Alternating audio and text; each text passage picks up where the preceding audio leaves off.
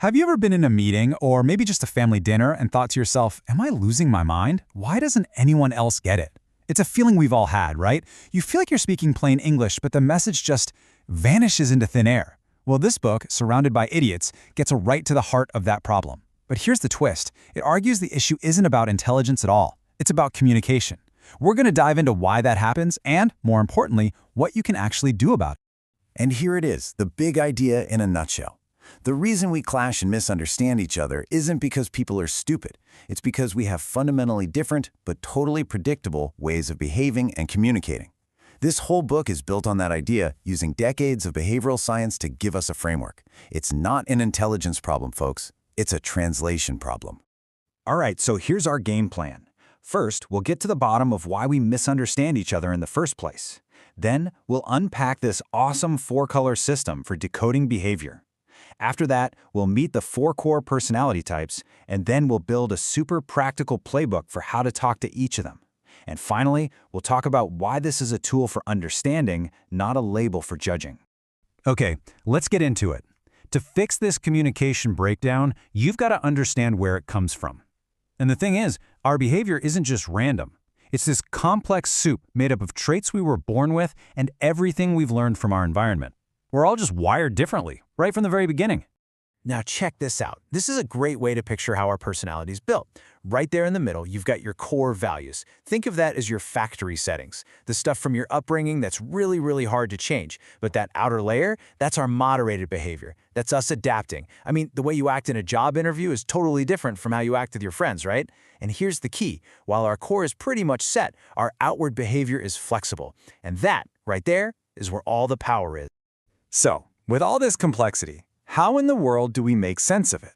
Well, the book introduces a really powerful tool called the DISC system, but it simplifies it into four easy-to-remember colors: red, yellow, green, and blue. Think of it as a decoder ring for human behavior. It's a system used by millions of people to map out these predictable patterns. And this right here is the foundation for the whole thing. It's brilliant. You can basically plot all human behavior on two simple spectrums. First, are you more extroverted and outgoing or more introverted and reserved?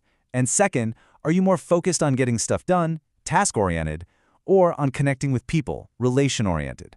Where you land on these two lines pretty much tells us your dominant color. So let's see how this all comes together to build the four profiles.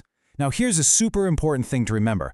Almost nobody is just one pure color. That's only about 5% of us. The vast majority, like 80% of people, are actually a mix of two. But if you can understand these four pure types, you'll have the key to decoding just about everyone you meet. First up, the reds. These are your extroverted, task-focused people. Think dominant, ambitious, and just laser-focused on results. These are the people who step up, make decisions fast, and they never, ever take their eye off the prize. This story about a guy named Bjorn just perfectly captures the red mindset. So he's got this awful commute, stuck in traffic. What does he do? He just decides to drive in the bus lane for 20 miles every single day. So why is this so important? Because for a red, rules can look a lot like suggestions, and the main goal, in this case getting to work fast, is the only thing that matters. And this right here, this is where the misunderstandings begin. A red truly believes they're being determined and effective. But to someone who isn't a red, that same exact behavior can feel pushy or way too dominant. It's the same action, just seen through two completely different filters. Next up, let's meet the yellows. Okay, so they're also extroverts like the reds, but they are all about relationships. Yellows are the optimists, the creative types, the social butterflies.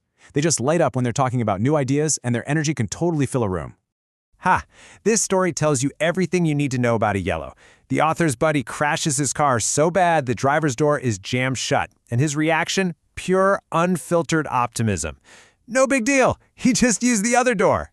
This shows us that yellows have this amazing knack for focusing on the bright side and just shaking off problems that would completely stress out other people. But, that fantastic high-energy vibe can have a flip side. A yellow sees themselves as inspiring and full of enthusiasm.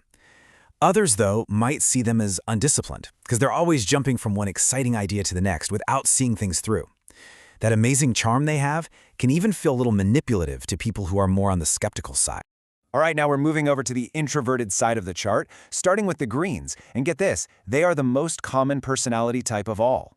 Greens are focused on relationships, which makes them calm, stable, and incredibly reliable. They're the ultimate team players who value security and harmony more than anything. This colleague, Lhasa, is a textbook green.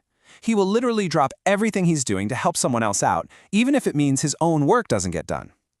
What this shows us is that greens are really the glue that holds a group together. Their deep-seated desire to support people creates the stability that lets a team actually work. So, the crucial insight here is that a green's need for stability can get totally misinterpreted. They see themselves as being supportive and respectful. But because they hate sudden change, a fast-moving red or yellow might just see them as stubborn, and their desire to avoid conflict can look a lot like they can't make a decision. And finally, we have the blues. Like greens, they're introverted. But blues are intensely task-oriented. These are the analysts, the planners, the perfectionists. They live on a diet of facts, data, and logic. For a blue, getting it right is way more important than getting it done fast. This story is it's a perfect peek into the blue mind. So the author sends this super detailed 35-page proposal to a CEO who's a blue. The CEO's response, after all that detail, he asks for more. And you have to understand, that's not a complaint, it's a genuine request.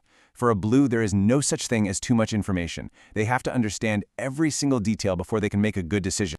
And here we have the final piece of the perception puzzle. A blue takes great pride in being diligent and thoughtful. But to other people, especially those who value speed, that deep dive analysis can feel like nitpicking. All their questions can come across as being critical, and their careful, methodical pace can easily be mistaken for indecisiveness. Okay, so now you can spot the different colors. The big question is, now what? This is where everything we've talked about becomes useful. The real power of this system isn't about slapping labels on people. It's about learning how to adapt your own style so you can actually connect with them. And listen, this isn't about being fake, it's about being effective. It's about building a bridge so your message can get across. Let's make this totally concrete. Say you need to persuade a blue. You have to show up prepared, bring the data, bring the facts, bring all the details. Give them space and time to think, don't rush them. But if you're talking to a red, do the exact opposite. Get straight to the point, tell them the goal, the plan, and get out of their way. With a yellow, you want to start with the big, exciting picture. Let them talk, get excited, and brainstorm with you. And with a green, slow down. Ask them how they're doing, reassure them that your plan is safe and will provide stability for the whole team.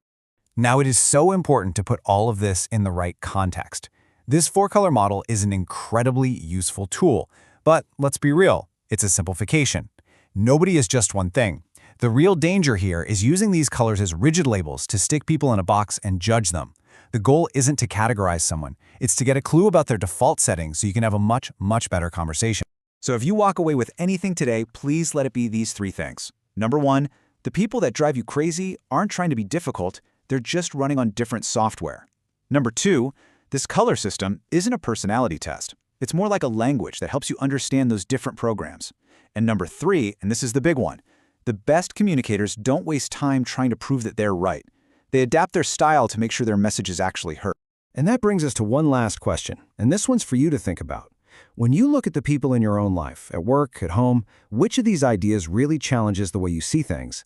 Is it the idea that a red's bluntness isn't a personal attack, or that a green's resistance to change actually comes from a deep need for security? Thinking about that is the first real step to changing the game, and maybe, just maybe, feeling a whole lot less surrounded by idiots.